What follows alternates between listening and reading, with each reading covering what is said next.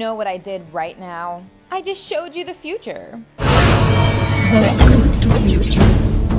This was a glimpse of how your brain is gonna explode after watching this video.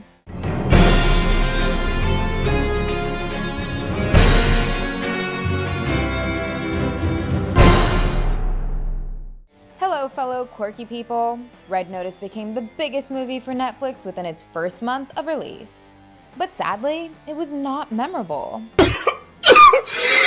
Sorry for those who liked it, but it wasn't. Anyway, Ryan Reynolds is back in another wholesome Netflix outing, and he has totally redeemed himself. The Adam Project has already turned into another successful entry for the streamer. People all across the world are praising this time travel adventure. Shawn Levy did so well last year to offer us a unique sci-fi video game story with Free Guy.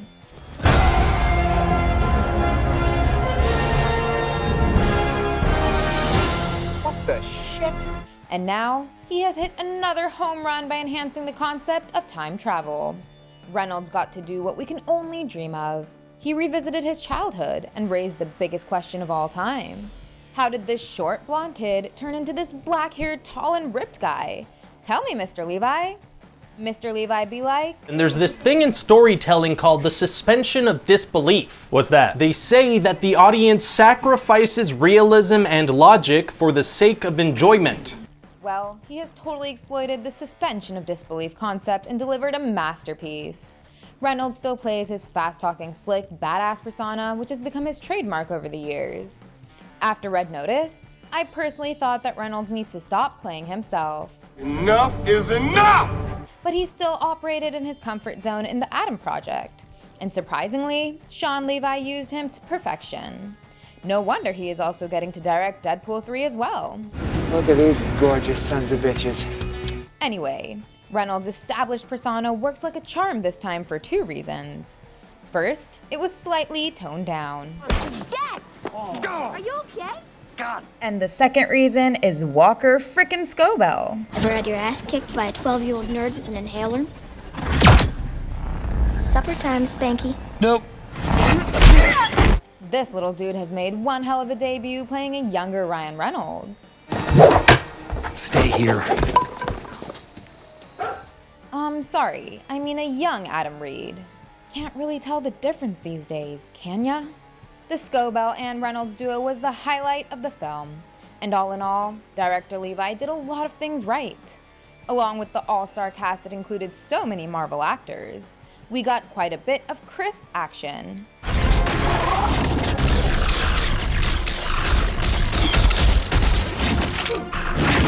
There was plenty of humor. Cute kid. Precious. Isn't he? Don't you just want to hold him underwater till the bubbles stop? Some remarkable Easter eggs. That's a lightsaber, dude. Gut-wrenching, emotional goodbyes. It was heartbreaking. Poor Gamora died again.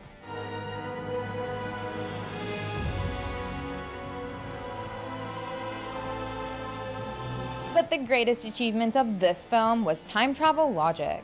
Avengers Endgame put all time travel movies to shame by just one line. Time doesn't work that way. Changing the past doesn't change the future.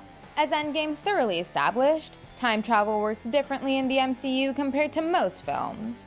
It literally became the biggest movie of all time by calling all other time travel movies crap. So Back to the Future is a bunch of bullshit? And yet, the Adam Project made a bold move to actually deny that same time travel logic. I mean, really, this film had the balls of Colossus. Oh, your poor wife! It did what no other movie has attempted to do so far. And I'd like to say that it has actually been successful at its attempt. Screw it. Marvel's time travel is getting kinda crazy for us to handle with its multiverse expansion. But the Adam Project has superseded that in its own way. To explain the difference between their time travel rules, let me tell you about the 3 generic time travel rules that are followed in movies and TV shows. Are you in? The first kind of time travel is the conventional, mutable time travel. We've seen this in films like Frequency, Back to the Future, and Looper. Here, changing the past would change the future. A person or an entire set of events could get erased from existence.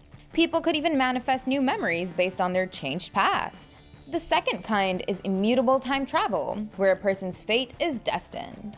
Whatever is supposed to happen to you will happen no matter what. Me, how or when it happens.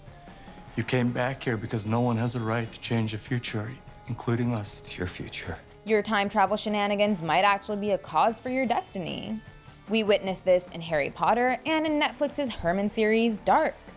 Then there's a third kind, which we're simply going to call the branch theory.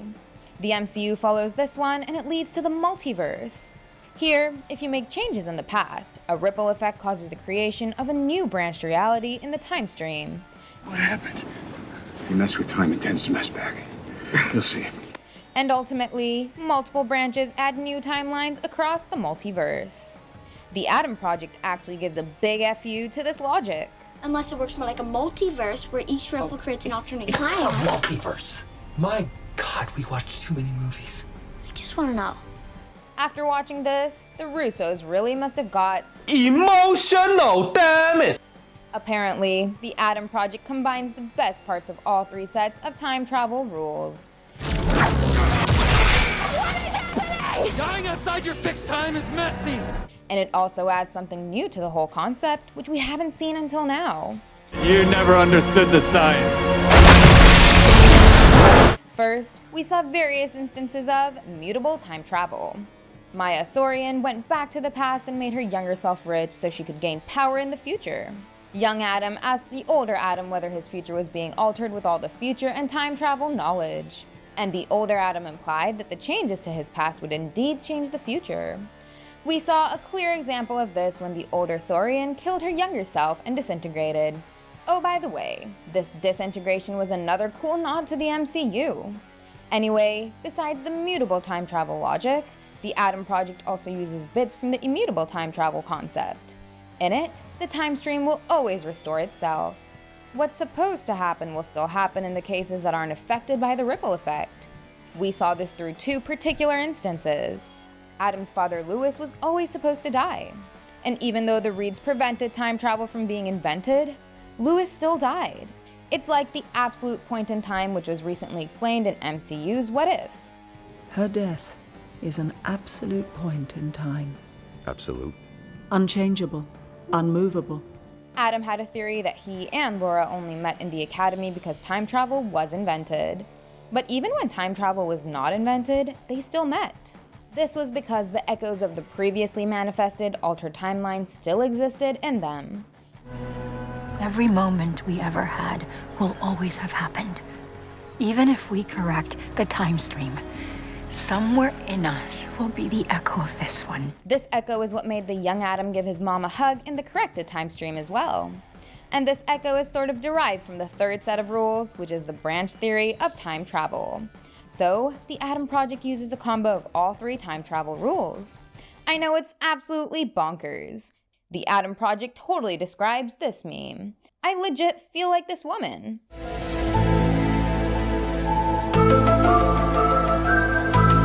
But let me give you a simple rundown. The Atom Project follows a mix of mutable, immutable, and branch time travel rules. If you change a certain thing about the past, then it will cause a ripple effect and change a few things in the future. But it won't be like the Flashpoint paradox. The entire timeline won't get altered from the past to the future. The ripple effect will only change certain things relating to a particular event. The rest of the time stream will still be immutable. The time stream will fix itself. Agents of S.H.I.E.L.D. elaborated upon this perfectly. Time is supposed to be like a stream of water. Imagine time as a stream, right? And we were sticks that were thrown into it. The water, it moves us, it moves around us. But it ends up in the same place. So, as long as no significant changes are made to the past events of a timeline, the butterfly effect won't really change the entire universe. But that's not all. Shawn Levy has added a new concept to all this craziness as well. Apparently, whatever changes are made to the past, they take a bit of time to manifest. You're still here. I figured after we eliminated time travel, you two would go back to your fixed times. Well, it probably takes a while for 30 years to change time to sort itself out. It doesn't happen all at once throughout the time stream.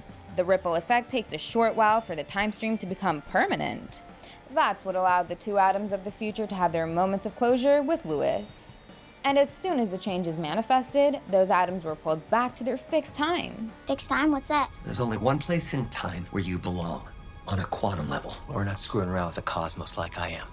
That is your fixed time. Where you actually belong. Is that when I go back to my fixed time, our memories, they reform, they reconcile. But not while I'm here. When these atoms went back to their fixed time, their memories reformed and reconciled with the changes in the corrected time stream. And the older memories of past their timelines only existed as echoes in them. Mind blown, right? Finally, this video has come to an end. Wasn't all this even crazier than Avengers Endgame?